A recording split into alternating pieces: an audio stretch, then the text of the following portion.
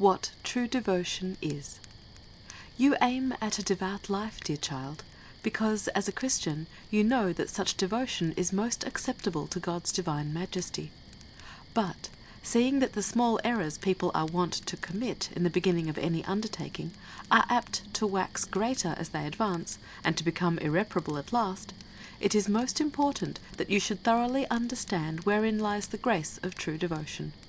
And that, because, while there undoubtedly is such a true devotion, there are also many spurious and idle semblances thereof, and unless you know which is real, you may mistake, and waste your energy in pursuing an empty, profitless shadow.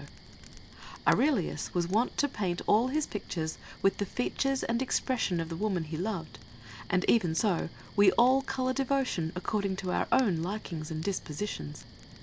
One man sets great value on fasting, and believes himself to be leading a very devout life, so long as he fasts rigorously, although the while his heart is full of bitterness. And while he will not moisten his lips with wine, perhaps not even with water, in his great abstinence he does not scruple to steep them in his neighbour's blood through slander and detraction. Another man reckons himself as devout because he repeats many prayers daily, although at the same time he does not refrain from all manner of angry, irritating, conceited, or insulting speeches among his family and neighbours. This man freely opens his purse in almsgiving, but closes his heart to all gentle and forgiving feelings towards those who are opposed to him, while that one is ready enough to forgive his enemies, but will never pay his rightful debts save under pressure. Meanwhile, all these people are conventionally called religious, but nevertheless they are in no true sense really devout. When Saul's servants sought to take David, Michal introduced them to suppose that the lifeless figure lying in his bed and covered with his garments was the man they sought.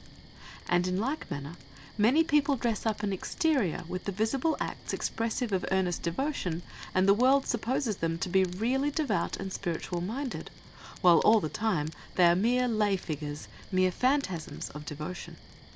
But, in fact, all true and living devotion presupposes the love of God, and indeed it is neither more nor less than a very real love of God, though not always of the same kind.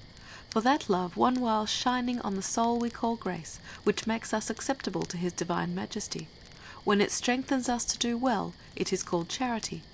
But when it attains its fullest perfection, in which it not only leads us to do well, but to act carefully, diligently, and promptly, then it is called devotion.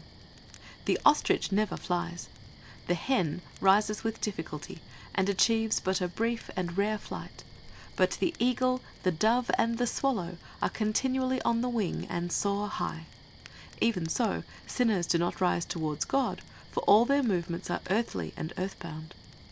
Well-meaning people, who have not as yet attained a true devotion, attempt a manner of flight by means of their good actions, but rarely, slowly and heavily, while really devout men rise up to God frequently, and with a swift and soaring wing. In short, devotion is simply a spiritual activity and liveliness, by means of which divine love works in us, and causes us to work briskly and lovingly.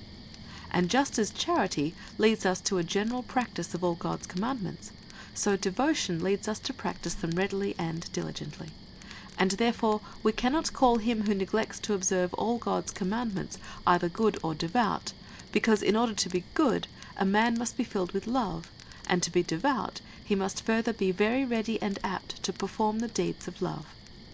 And forasmuch as devotion consists in a high degree of real love, it not only makes us ready, active, and diligent in following all God's commands, but it also excites us to be ready and loving in performing as many good works as possible, even such as are not enjoined upon us, but are only matters of counsel or inspiration. Even as a man just recovering from illness walks only so far as he is obliged to go, with a slow and weary step, so the converted sinner journeys along as far as God commands him, but slowly and wearily, until he attains a true spirit of devotion. And then, like a sound man, he not only gets along, but he runs and leaps in the way of God's commands, and hastens gladly along the paths of heavenly counsels and inspirations. The difference between love and devotion is just that which exists between fire and flame. Love being a spiritual fire which becomes devotion when it is fanned into a flame. And what devotion adds to the fire of love is that flame which makes it eager, energetic, and diligent, not merely in obeying God's commandments, but in fulfilling His divine counsels and inspirations.